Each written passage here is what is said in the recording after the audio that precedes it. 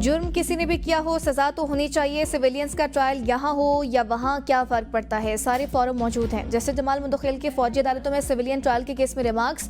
दौरान समाअत जस्टिस मोहम्मद अली मजहर ने इस्तफसार किया, मिलिट्री कोर्ट से कितने लोग रिहा हुए? वकील फैसल सदीकी ने कहा कुल 105 मुलजिमान थे, जिसमें से 20 रिहा हुए। एडिशनल अटॉर्नी जनरल ने कहा 20 पहले हुए थे तो फिर 19 रिहा हुए हैं। इस वक्त जेलों में 66 मुलजिमान हैं। वकील फैसल सदीकी ने कहा अगर ये कहते हैं कि कोर्ट मार्शल करना है तो उसका भी मुतबादिल है। ट्रायल में जमीन आसमान का फर्क है, एक ट्रायल आज़ाद है और दूसरा मिलिट्री में है। R3A में FB अली ने कहा था आप कानून को चैलेंज नहीं कर सकते। समाअत कल तक मुलतवी।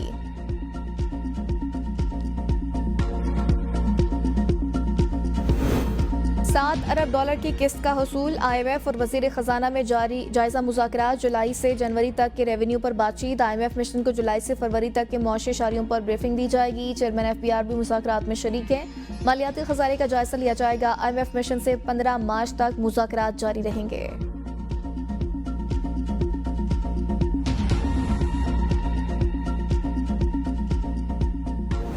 तवानाई के शोबे में IMF आदाब पर मंसूबे के मुताबिक पेशरफ जारी। डिस्कोर्स की निजकारी समेत तयशुदा तमाम बेंचमार्क्स आगे बढ़ रहे हैं। पावर डिवीजन हुकाम की ब्रीफिंग मजीद बताया कि डिस्कोर्स की निजकारी का अमल मालियाती मुशीर की खिदमात हासिल करने के शुरू किया जा सका।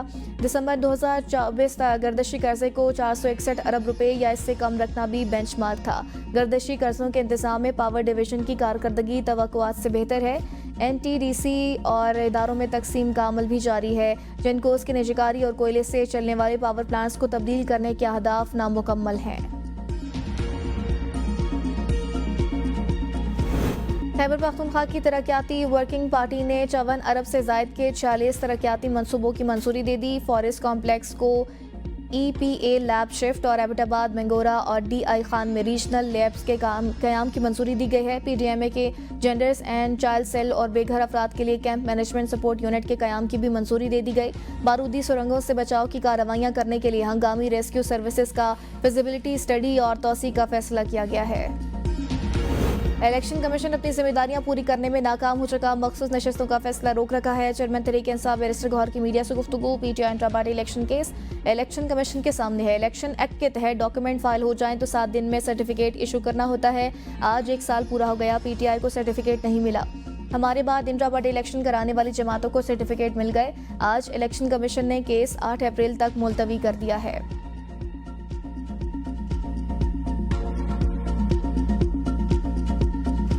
तहरीक इंसाफ ने इंट्रा पार्टी इलेक्शन का नाटक कराया। PTI से कोई जाती जंग नहीं, 14 साल तक उनके साथ रहा। PTI रहनुमाओं का हकीकी जमहूरियत के लिए जदोजहद का दावा खोखला है। अकबर एस बाबर की मीडिया से गुफ्तगू। कहा PTI इस वक्त घुसपैठियों के कब्जे में है। PTI की तंजीम की कोई कानूनी हैसियत नहीं। ये लोग खुद साख्ता ओहदे लेकर बैठे हैं। पार्टी फंड्स की बंदर बांट हो रही है, इन्हें मुंजमद किया जाना चाहिए। खुद साख्ता सेक्रेटरी जनरल पार्टी के मामलात कैसे चला सकता है? PTI में एक आमरीत कायम है। ये तो मक्खी मारने से पहले भी अडियाला चाहते हैं कि मक्खी मारें या ना मारें।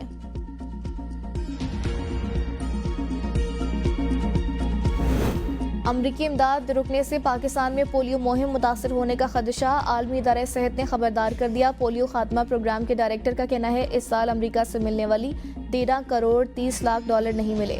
इमदाद में कमी के बायस पोलियो के खात्मे की कोशिशें ताखीर का शिकार हो सकती हैं, जिससे मासूर बच्चों की तादाद बढ़ सकती है। पोलियो के खात्मे में जितना ज़्यादा वक्त लगेगा उसका खात्मा उतना ही महंगा पड़ेगा। पहाड़ी इलाकों में वक्फे से बर्फबारी जारी। दीदबाला, कुमराट, लवारी टनल और दीगर इलाकों में दरख्तों समेत हर चीज़ ने सफ़ेद चादर ओढ़ ली। सर्दी की शिद्दत के बायस लोग घरों में मैसूर। मकामी आबादी को मुश्किलात का सामना। गलियात नथिया गली, अयूबिया और डूंगा गली में 1.5 फीट बुलंद, पहाड़ी इलाकों में 2 फीट बर्फबारी रिकॉर्ड की गई। शदीद बर्फबारी की वजह से गलियात में तमाम सरकारी और निजी स्कूल्स 4 दिन के लिए बंद कर दिए गए। इस्लामाबाद, गिलगित बल्तिस्तान, कश्मीर, मरी, गलियात, पोठोहार और खैबर पख्तूनख्वा में बारिश का सिलसिला जारी रहने का इम्कान है।